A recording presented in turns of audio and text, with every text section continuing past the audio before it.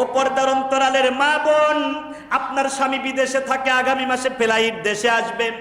ওই যে মাইলস্টোনের কলেজ মাঠে বিমান বিধ্বস্ত হয়ে কত মানুষ মারা গিয়েছে, এমনও তো হতে পারেন সৌদি আরব থেকে আপনার স্বামী, আপনার সন্তান রওনা দিয়েছে, 1 ঘন্টা পরেই বিমানটা ক্র্যাশ করেছে। লাশ তো দূরের কথা, আপনি হাঁটতেও পাবেন না। এই জন্য আপনার সন্তান যখন প্রবাস থেকে রওনা দেয়, আপনার স্বামী যখন প্রবাস থেকে রওনা দেয়, ও সন্তান বাবার টাকা দিয়ে পাশি মোটরসাইকেলে ঘর আইফোন চালাও। তোমার বাবা যখন বিদেশ থেকে দেশে আসবে, ওই সময় তুমি 2 রাকাত নামাজ পড়, আল্লাহর কাছে মান্নত করো, আল্লাহ আমার বাবা যদি সহি সালামতে দেশে আসে, ও মা ও বোন নিয়ত করো, আমার ছেলে যদি সহি সালামতে দেশে আসে, আল্লাহ তোমার ঘরে আমি 5,000 টাকা দিয়ে দেব, তোমার রাস্তায় 10,000 টাকা দেব। আল্লাহর রাসূল বলেছেন, as-সাদাকাতুত তারাদ্দুল বালাম, যারা দান করে আল্লাহ রাব্বুল আলামিন বিপদ থেকে মুক্ত করে দেয়। আপনার আপনজন বিদেশ থেকে দেশে আসবে, তার জন্য আপনি সদকা করলে তার বিপদ মাফ করে দেবেন কে? আল্লাহ। কিন্তু আমরা যেটা করি, বিদেশ থেকে আসবে 15 জন মিলে চলে গেছে এয়ারপোর্টে। এই যে কিছুদিন আগে আপনার নোয়াখালীতে এক পরিবার থেকে 7 জন রিসিভ করার জন্য আসলো বাহারউদ্দিনকে, বাহার যাবার পথে 7 জন শেষ। কি দরকার এয়ারপোর্টে এত মানুষ যাওয়া? কই গাড়ি তো ফিরেই যাবে, 10,000 দিয়ে ভাড়া করছি, 7 জন গেলে কি হয়েছে? না, এ কাজ করবেন না। আমার মনে হয় যে এয়ারপোর্ট কর্তৃপক্ষ যারা আছেন, আইন হয়েছে না, 2 জন, 1 জন যাত্রীর সাথে 2 জন এনাফ। কারণ আপনি যখন ঢুকাইয়া দিবেন, এর মধ্যে ভিতরে যাওয়ার তো কোনো সুযোগই থাকে না। বরং কি দরকার আছে, সর্বোচ্চ মাল সামানা নেওয়ার জন্য 1 জন যদি যায়, 2 জন যদি যায়, এটাই এনাফ। আলহামদুলিল্লাহ, আল্লাহ আমাদেরকে দিনের সহি বুঝ দান করুন, পড়ুন আমিন। আমি যে কথা বলতেছিলাম প্রিয় ভাইয়েরা, 1 নম্বর রাসূল সাল্লাল্লাহু আলাইহি ওয়াসাল্লামের মাইন্ডসেট হচ্ছে গড সেন্ট্রেড মাইন্ডসেট, আল্লাহ প্রদত্ত। তো সুবহানাল্লাহ পড়েন না, পিছনের ভাইয়েরা মনে হয় ঘুমান, সুবহানাল্লাহ পড়েন। 1 নম্বরে কি? আল্লাহ প্রদত্ত। আল্লাহ রাব্বুল আলামিন যেটা রাসূলকে দিয়েছেন, এটা রাসূলকে যতটুকু আল্লাহ দিয়েছেন, অন্য কোন নবীকে এতটুকু আল্লাহ দেয় নাই। সুবহানাল্লাহ। কারণ আমার নবী হলো নবীদেরও নবী। সুবহানাল্লাহ কি বলা যাবে? আমার নবীর চাইতে এত দামি নবী আর কেউ আছে? আদম সফিউল্লাহর কাছে সবাই যাবে, বলে যাও যাও যাও, নূহ নবীর কাছে যাও। কয় পারবো না, চলে যাও ইব্রাহিম খলিলুল্লাহর কাছে, বলে তাও পারবো না, চলে যাও মুসার কাছে, চলে যাও ঈসার কাছে। কেউ পারবে না, সবাই একজন নবীকে দেখায়া দেবে। আখিরি নবীর কাছে চলে গেলে তিনি যদি কিছু করতে পারে, বলেন সেই নবীর নাম কি? আমরা সেই নবীর কি? উম্মত। আল্লাহ কি উম্মত ছাড়া জান্নাতে যাবেন? যাবেন না, কিন্তু আমাদের উম্মত হওয়া দরকার। মা মানাল উম্মাত, উম্মাত কাকে বলে? যে যাকে অনুসরণ করে সে তার উম্মাত। আমরা কাকে অনুসরণ করি? মুহাম্মদুর রাসূলুল্লাহকে সাল্লাল্লাহু আলাইহি ওয়াসাল্লাম। এজন্য আমরা আদর্শ মানব কার? আল্লাহ রসুলের চাইতে এত আদর্শিক নেতা আর পৃথিবীতে কেউ আছে? আল্লাহ রাব্বুল আলামিন সূরা আহজাবের 21 নম্বর আয়াতে জানালেন, লাকাদ কানা লাকুম ফি রাসূলিল্লাহি উসওয়াতুন হাসানাহ। তোমাদের জন্য একমাত্র আদর্শিক নেতা হলো নবী মুহাম্মাদুর রাসূলুল্লাহ। ময়দানে মেহশারে উম্মতের ফয়সালা যখন জাহান্নাম হয়ে যাবে, ওয়াসিকাল্লাযীনা কাফারু ইলা জাহান্নাম যুমারাম, হাতে পায়ে জাহান্নামের রশি পরায়া ফেরেশতারা টানতে টানতে যখন জাহান্নামের দিকে নিয়ে যাবে, আমার নবী কেমনে যেন শুনবে তার গুনাহগার উম্মতকে জাহান্নামের দিকে নেওয়া হয়। নবী আমার ফেরেশতাদেরকে ডাকবে, কুমিয়া আইয়ুহাল মালাইকা, ফেরেশতারা দাঁড়াও, এইটা তো আমার উম্মত, কই নাও। ও নবী, আপনি তো মহা সম্মানিত নবী, আপনার উম্মত তো আপনার আদর্শ মানে নাই, এই জন্য সে জাহান্নামে যাবে। আমার নবী ডাক দিয়ে কয়, ফেরেশতারা রে, আজকে আমার সামনে যদি আমার উম্মত গুলো জাহান্নামে যায়, আমি নবীর ইজ্জত চাই। আমার উম্মতের নেকি আর বদির ওজনটা একটু করে দেখাও। আল্লাহ রাব্বুল আলামিন ফেরেশতাদেরকে বলবে, আমার নবী যদি আমার কাছে কিছু ডিমান্ড করে, আমি আল্লাহ খালি ফিরাই না, নবী যেইটা চাই ওইটা তাড়াতাড়ি করো। আল্লাহ নবীর উম্মতের নেকি আর বদির ওজনের ব্যবস্থা যখন করবে, আল্লাহর রাসূল পকেট থেকে এই দুরূদটুকু নেকের পাল্লাই দিয়ে দেবে। গুনার পাল্লা হালকা হবে, নেকের পাল্লা ভারী হয়ে যাবে। সেই নবী আপনি পাইছেন। আমার নবী তো যেমন তেমন নবী না। মাকালের ফল দেখতে ভালো, উপরে লাল নীল ভিতরে কালো, সারা জীবন এমনি গেল দয়াল, খাইতে আমরা পারলাম না। যার ভিতরে নাই রসুলের প্রেম, তার সাথে ভাব কইরো না।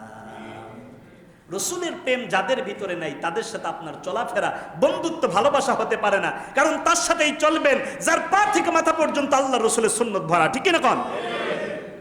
নাম দিছে আশেকে রাসূল, মুখের মধ্যে দাড়ি নাই, টানে বিড়ি, এর নাম আশেকে রাসূল হইতে পারে? খবরদার, যেই মুখে আল্লাহর নাম, যেই মুখে রসুলের নাম, এই মুখের থেকে আজকের থেকে আর বিড়ি সিগারেট নেওয়া যাবে না। দেখবেন যে একটা বিড়ি সিগারেটের খোলের মধ্যেও লেখা আছে ধূমপান ক্যান্সার ঘটায়। কি ঘটায়? টাকা দিয়ে কি কিনতেছেন? আপনি 3টা আপেল কিনে খান না, এইটা বেশি ভালো না বিড়ি খাওয়া ভালো? সবই বলেন না, কি খাওয়া ভালো? আপেল খাওয়া ভালো। তাহলে আপেল খাইবেন। আর বাংলার আপেল যদি টমেটো পাওয়া যায়, 10টা আপেলে যা আছে একটা টমেটো তার চেয়ে বেশি আছে। সুবহানাল্লাহ পড়েন। তার মানে পেয়ারা আরো ভালো, দাঁতের জন্য ভিটামিন ডি হিসাবে পেয়ারা এত উপকারী, এজন্য মাঝে মাঝে পেয়ারা খাবেন। দামও তো একেবারে কম। যেই জিনিসের মধ্যে ভিটামিন যত বেশি, শরীরের জন্য যত বেশি উপকার, আল্লাহ ওই জিনিসটা সবচাইতে সস্তা করে দিয়েছেন। 1 কেজি টমেটোর দাম 20 টাকা, 1 কেজি আপেলের দাম 400 টাকা। তার মানে 10টা আপেলের মধ্যে যা আছে একটা টমেটোর মধ্যে তাই আছে। আল্লাহ খুব ভালো করে জানে বান্দা 400 টাকা কেজি আপেল সবাই কিনে খাইতে পারবে না। বাংলার আপেল খাইবে, পুষ্টি হইবে, আর জনমের মতো বান্দায় কাজ করবে। কিছু দেখবেন যে অকাম্য মানুষ, কাম কাজ কিচ্ছু নাই, খালি রাস্তা দিয়ে বনবন করে। এগুলোরে কি বলে? বাদাম্য বলে। বাদাম্য, কোনো কাজ নাই। আহার দুনিয়ায় কাজের অভাব আছে। আল্লাহর রাসূল তার মেয়ে ফাতেমাকে বিয়ে দিলেন আলীর সাথে। আলীর টাকা ছিল না শক্তি ছিল? কি ছিল? কওয়িয়ুল আমিন, কোরআনের মধ্যে এরকম বর্ণনা আছে। শক্তিশালী ছিল, কাজ করতে পারতো। তার মানে আপনার মেয়েটারে বিয়ে দেবেন, বাবার অনেক সম্পদ আছে কিন্তু সন্তান বোকাইছে, খাই বিড়ি, মাদকাসক্ত, এর সাথে বিয়ে দেবেন না। দেখবেন বিড়ি খাইয়ে আপনার সুন্দর মাইয়াটার হাতের মধ্যে পুরাইয়া দেবে। দিনদার ছেলে দেখেন বিয়ে দেওয়ার সময়, কারণ মেয়েরা হচ্ছে আমাদের আবেগের জায়গা। এ দুনিয়াতে যাদের মেয়ে আছে বাবারা বোঝে। কত বাবা নীরব নিবেড়িতে কান্দে।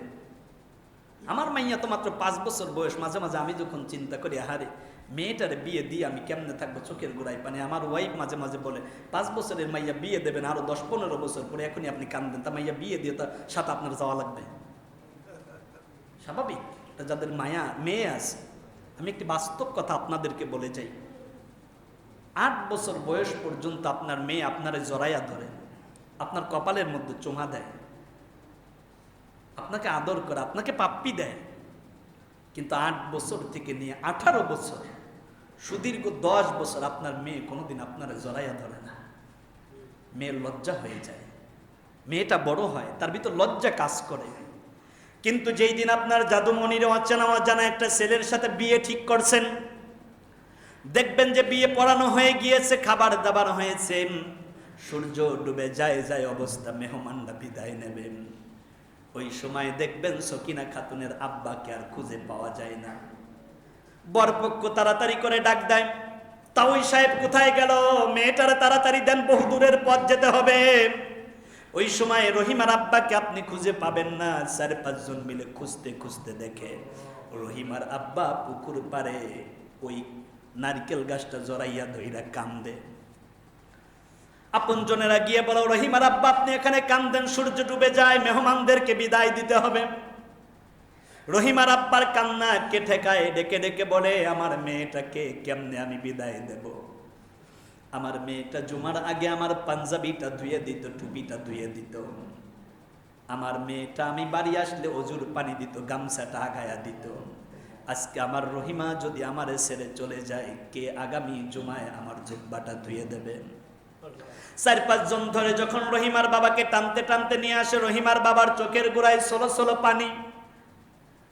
দেখবেন যে রহিমার বাবা যখন সামনে আসছে, আর রহিমাও ঘুমটা দিয়ে কান্না শুরু করছে। ঘুমটার ভিতর থেকেই যখন তাকায়া দেখে তার বাবা এই 8 বছর থেকে 18 বছর পর্যন্ত 1-2 জন মানুষের সামনেও কোনোদিন মেয়েটা আপনারে জড়াইয়া ধইরা কান্দে না। দেখবেন আজকে বাড়িতে হাজার হাজার মানুষ, শত শত মানুষ রহিমা পাগলের মতো আপনার আব্বা কইয়া একটা দড়ি দিয়ে আপনার জড়াইয়া ধইরা কান্দে। বাবা বাবা বাবা বাবা বলে কান্দে, আপনি আপনার মেয়ের জড়াইয়া ধরে কান্দেন।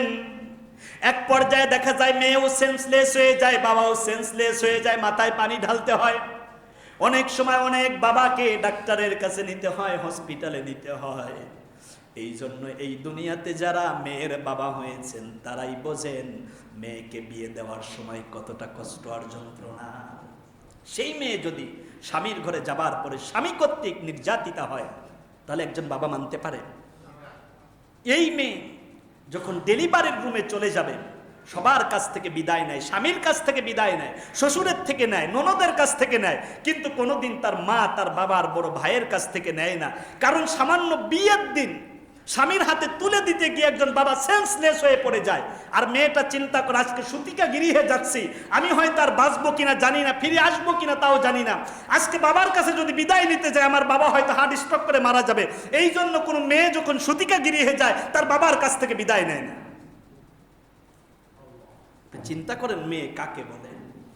এই জন্য মেয়েকে যখন বিয়ে দেবেন তখন সুপাত্রের হাতে বিয়ে দেবেন, অর্থ সম্পদ আছে এইটা দেখবেন না। পারবেন ইনশাআল্লাহ?